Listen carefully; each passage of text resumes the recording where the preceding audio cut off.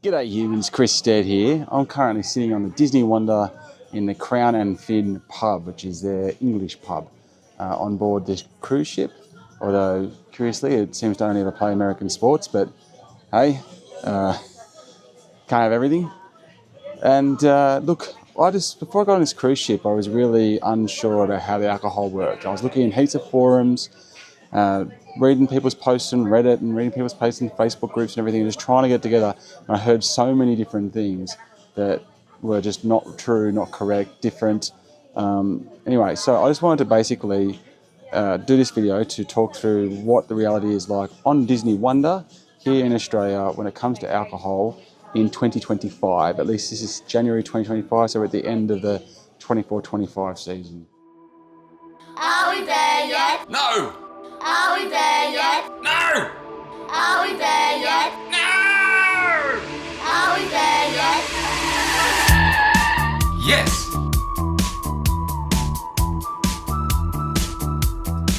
Dad, I'm hungry. A lot of things that I heard just aren't true. For example, someone told me that, before midday every day, Bloody Marys are just $5. US prices this is. And there was another drink as well, mimosas maybe, something like that. But that's just not true. That was never a thing. Someone else said there's a drink of the day, and the drink of the day is $5. So whatever the drink of the day is, you can get this really good, great cocktail for like $5. And they do a drink of the day, and it's different every single day, but it's $9.75 US. So that, again, was kind of like, they were right, but the prices they told me were wrong. So when you're trying to budget, because there's no drink packages here, if you're thinking about, how much am I going to drink and that type of thing, I wish I just knew exactly what the truth of it was.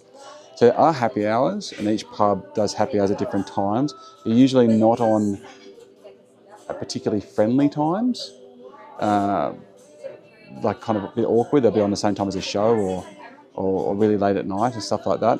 But anyway, they do have the happy hours, and the happy hours happen, you get 30% off whatever's in their menu, not whatever they sell. And that's an important distinction, because like Signals, which is the bar which is next to the adult pool, for example, they've got 30% off in their happy hour. And in their happy hour, they have the tap beers are on special because they're in the menu, but all the bottled beer isn't, and the various spirits in it aren't. Just whatever their unique, bespoke menu happens to say. So that was really frustrating, because the only things they seem to have on tap in most of the bars is 4X and 2 is new. So a 3.5% 4X and 2 is new. So basically two slightly different tasting variants of cat piss. And all the really good beers aren't on the actual happy hours. And the beers themselves cost pretty much consistently somewhere between $9 and $10. So what's been interesting is that what I would call the average lower beers, like the 2's News, 4X's and that, are more expensive than some of the craft beers, like the White Rabbits and Bent Spoke and that type of stuff. So in this pub that I'm in right now, it's $9.75 for a 2's New, and it's $9.25 for a Bent Spoke, 7% Bent Spoke. So go figure. Anyway, the good news is, in this particular pub, the Bent Spoke and the White Rabbits and a few of their really good beers, Young Henrys, they're on the menu. So when they're on happy hour here, you do get those for 30% off, which brings it down to $6 something US, which is affordable, right? And that's for a pint too. I think they're on tap. So that's kind of interesting how the happy hours work and the prices you can expect to pay. Now you can pre-buy, and you got to do this a couple of days before you get on board, a beer mug basically, which they will fill up. And so if you just buy a beer, you get 500 mils worth of beer in it, or they do it by ounces, so it's 16 ounces, so you get basically a pint. But the beer mug you have holds 21 ounces, so it holds like 650 or something like that. So what they basically do is, if you've got the beer mug, if you've pre-bought this beer mug, every single time you get a beer, you get an additional 120 or you get an additional 5 ounces, whatever that works out to be, worth of beer every single time you get your beer. So if you're going to buy a lot of beer, then there may be value there. I couldn't actually find out how much the beer package was. I've been able to find where you actually buy it from. But that does exist. By the time I realised it and went to look for it, they'd already closed the shop off, and I haven't been able to since find out. So if you're going to drink a lot of beer, that's potentially an option for you. So you can go get that beer, then make use of the happy hours, and you go pretty well. Now, you can bring booze on board, and that bit is true. So you can bring, per adult, which in Australia is 18 years old, you can bring 2 bottles of wine or 1 6-pack. So not 2 bottles of wine or 2 6-packs, just 2 bottles of wine or 1 6-pack. And you can do that when you get on the boat the first time, but also every time you get on a port. And that is actually adds up. So on this particular cruise, we did a 4-day cruise from Sydney down to Hobart and back. And so there was 2 port days. So we ended up with, we got 4 bottles of wine on with us. By the time we got to Hobart, we still had 2 bottles left. And I was like, well, anyway, whatever, let's just go get another 2 bottles and a 6-pack of beer. And then I went to, there's a liquor land right next to Hobart docks. So I went up there, hand chose 6 really nice craft IPAs, you know, with good percentage and power to them, and put them in a box with 2 bottles of wine, just walked straight back on board with them.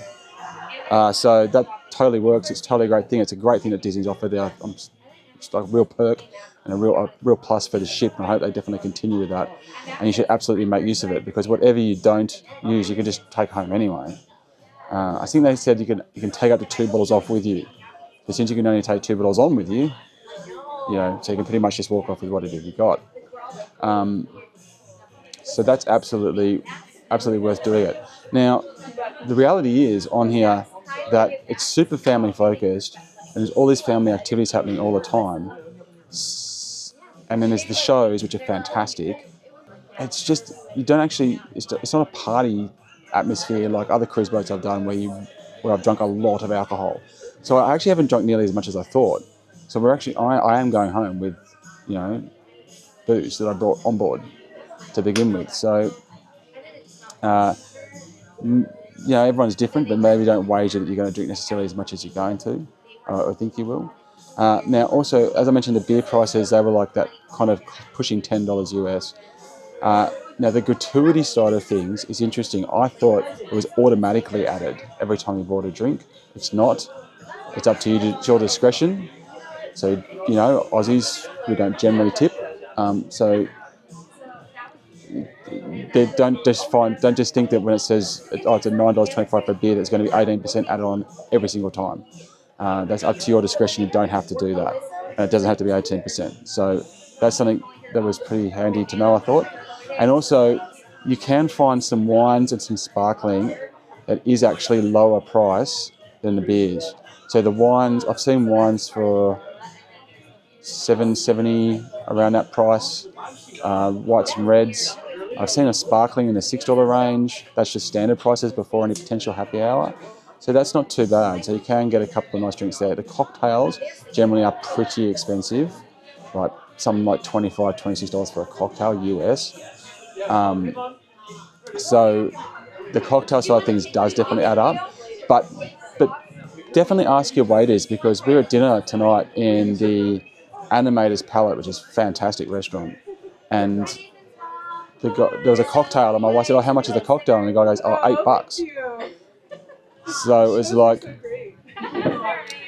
basically really good price. And we would have otherwise just ignored it altogether, just thinking it was going to be $27. So definitely ask around. But yeah, you can find some wine, some sparklings, and the odd cocktail, which are actually priced even better than the beers if you look around. The other thing is, though, that I've also been charged the incorrect price a couple of times, both ways. So we went into one place, bought a couple of Pinots that were $7.75 to me and wife, and then when the bill came out, it was $21 US, and I was like, how's it $21 US if there were $7.75? And the guy looked at the menu and looked at the bill, and he went, "Oh, the system's set up wrong." And so they'd overcharged me for the drinks. Now, being that the service here is so good, he literally just gave us 2 more free drinks for free as a make do. So we certainly weren't complaining. But yeah, it's definitely worth checking. And there's another place where I said to the guy, "Oh, how much for the drink?" And he went, "Oh, it's $8. And then another guy came over 5 minutes later, and I said, "Oh, can we get one of those $8 drinks?" And he goes, "Oh no, that's $11." And we're like, "Oh, what? You just..." And then I thought, "Oh God, we just bought these $11 drinks that we thought were going to be $8, and then the bill came out and they were $8, not $11." So, yeah. Anyway, so just keep an eye on that. So because that can seem to fluctuate and change, and sometimes their systems doesn't seem to have updated. Now, some of the prices are available in the app, so you can go through the app and look there, and you will be able to find some information on the cost of some of the beverages. So that is a good way to just keep track of things, or just go, before you go to a particular place, just have a look and go, "Oh yeah, these are the ones I'm going to have." So at least you know roughly what to expect. If, like myself, you're kind of on a budget and trying to have the most amount of fun without, just absolutely blowing your load on too much money. Anyway, so there you go. That's a bit of an insight to what it's actually really like with alcohol on the ship. I'm on it right now, sailing back into port in Sydney, and that is what the booze situation is like on Disney Wonder in 2025. I'm Chris Stead. Thank you very much for watching. Keep it on the channel because there's heaps of content going live. Until next time, I'm getting back on the road.